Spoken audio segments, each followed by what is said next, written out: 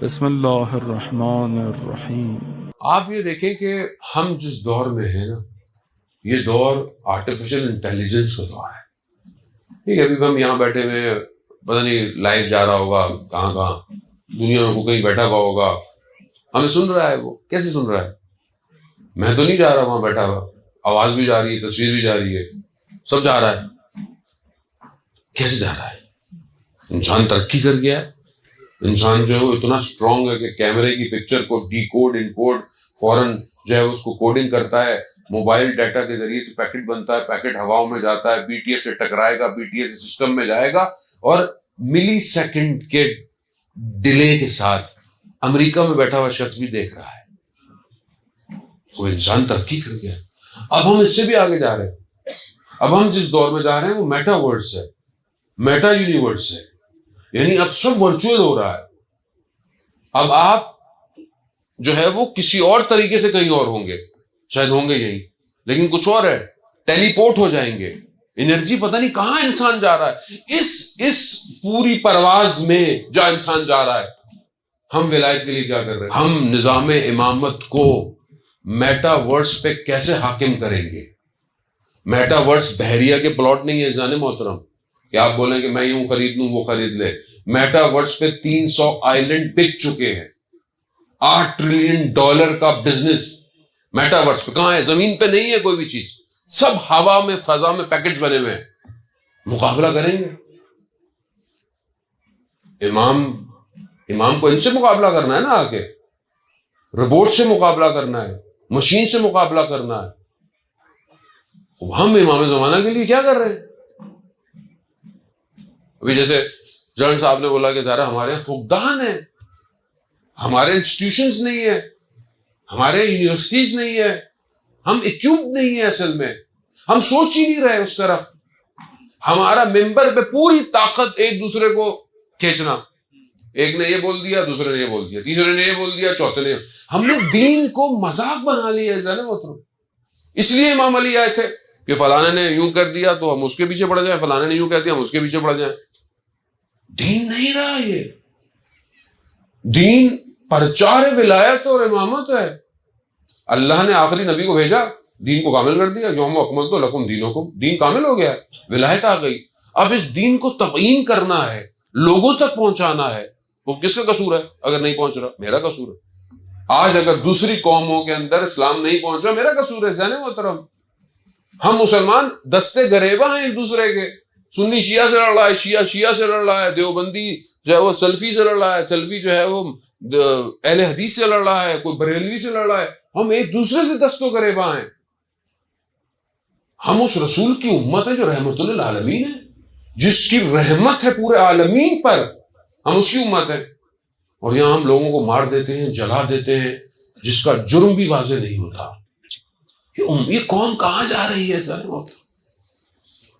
یہی وجہ ہے کیونکہ جہاں سے عقل اور شعور جانا چاہیے تھا، وہاں سے عقل شعور نہیں جا رہا۔ وہاں سے بس جھکتے ہیں اور ایک دوسرے کو تنقید اور انتقاد، اور لوگ نیچے بیٹھے ہیں، ان کا وقت ضائع۔ عزیزان محترم، حکمت مولا کائنات مولانا نہج البلاغہ میں ارشاد فرماتے ہیں کہ انسان کی قیمت اس کا ارادہ ہے، جو وہ ارادہ کرتا ہے وہی اس کی قیمت ہے۔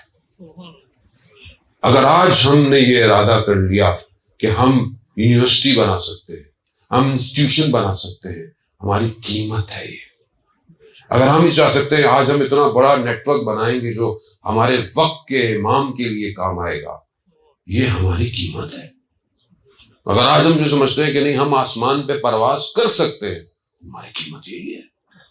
انسان اپنے ارادوں سے اپنی قیمت کو واضح کرتا ہے۔ آئیں عہد کریں کہ کم از کم اگلے سال 13 رجب سے پہلے کچھ خطبے نہج البلاغہ کے پڑھیں، کچھ حکمتیں نہج البلاغہ کی پڑھیں۔ آپ یقین کریں آپ کو ایسا ہی لگے گا کہ جیسے مولا آج کے دور میں آپ سے خطاب کر رہے ہیں۔ یہ کمال ہے کلام امیر میں، کمال ہے۔ لیکن بس اس کو یہی کہ ہم بھیجیں۔ سوشل میڈیا ہے جانے محترم، ایک حدیث پڑھنے میں کتنا ٹائم لگتا ہے، کتنے اسٹیٹس تو پڑھتے رہتے ہیں۔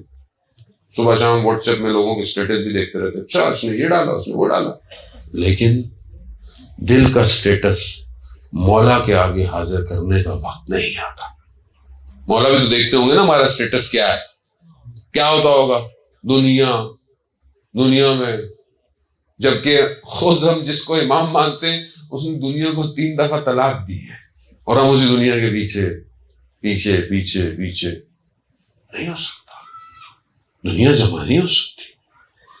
امام کے جملے اذان محترم، بہرحال میں نے آپ کے جشن کو حزن میں بدل دیا، لیکن یہ حزن جمال والا ہے، یہ حزن ایسا نہیں ہے.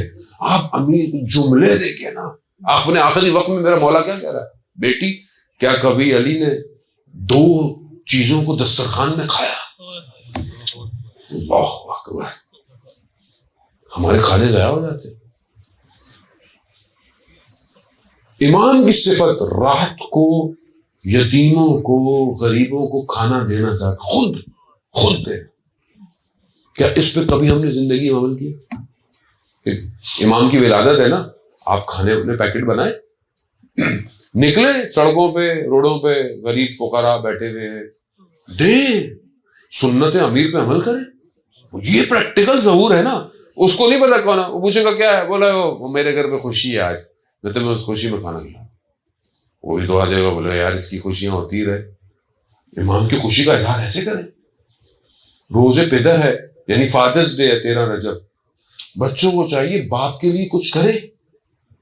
وہ باپ جس نے اتنی زحمت کی آپ کے لیے، امام کے صدقے میں اس باپ کو ایک پھول دے دیں، اس کو کوئی گفٹ دے دیں. میری چھوٹی سی بچی ہے 6 سال کی، ابھی اس نے مجھے فون کیا کہ بابا میں نے آپ کے لیے کارڈ بنایا ہے، کارڈ. تو میں نے کہا بیٹا وہ تصویر بھیج دو. کہتے نہیں میں ویڈیو میں دکھاؤں گی آپ کو. خوب کیا ہے، کیوں وہ یہ مجھ سے محبت کر رہی ہے؟ اسے پتا ہے کہ میرے مولا کی ولادت میں مجھے اپنے بابا کو کچھ دینا ہے. یہ نسبتیں، یہی تو کمال ہے نسبتیں. ہم فادرز ڈے دنیا والا فادرز ڈے تھوڑی مناتے ہیں. ہم تو جب ہمارے اصلی، خود رسول خدا کی حدیث ہے کہ میں اور علی امت کے باپ ہیں، وہ فادرز ڈے ہے. خوب اس کو آپ دیں، تو آپ کو پتہ لگا ہاں واقعی نا آپ امام. یہ چھوٹی چھوٹی چیزیں جانے محترم، آپ سے بڑی چیزیں کوئی بھی نہیں مانگ رہا. آپ اس پہ کریں گے تو پھر آپ جائیں گے ہاں پھر یہ اس نے اب ولایت کو قبول کیا ہے. اذان محترم، وہ علی کہ جس کی سجدے اور جس کی عبادتیں ایسی ہوں کہ تیر اس وقت نکالے جائیں کہ جب عبادت اس مقام پر ہے کہ جہاں بدن کوئی مانے نہیں رکھتا. تو اس کے ماننے والوں کی بھی تو کوئی نہ کوئی سجدے ایسے ہونے چاہیے نا زندگی میں، کوئی نہ کوئی عبادت ایسی ہونی چاہیے، کوئی نہ کوئی حزن اس کے اندر ہونا چاہیے. اذان محترم کچھ تو ہو. وہ انشاءاللہ وہاں جائیں اور علامہ امینی کی طرح خدا ہمیں بھی توفیق دے کہ ان کے بیٹے نے خواب میں دیکھا کہ روز قیامت ہے، لوگ صفوں میں کھڑے ہوئے ہیں، مولا کائنات ان کو جام کوثر جو ہے وہ پلا رہے ہیں. کہہ رہے جیسے ہی میرے بابا کی باری آئی، وہ ظرف جو برتن تھا وہ امام نے ہٹایا اور ہاتھوں میں کوثر کو لیا اور کہا کہ یہ لو امینی، تم نے زندگی میں ہمارے نام کو روشن کیا، ہم یہاں تمہارے چہرے کو روشن کریں. یہ ہے نا کمال کہ وہاں امام ہمیں اس طرح اذان محترم لے تو ہے، پھر وجد بھی ہے، پھر سب کچھ ہے. وہ کمال ہے. بہرحال اسی دعا کے ساتھ پروردگار امام زمانہ کے ظہور میں تعجیل عطا فرما، ہمیں ان کے ناصروں ان کے مددگاروں میں شمار فرما.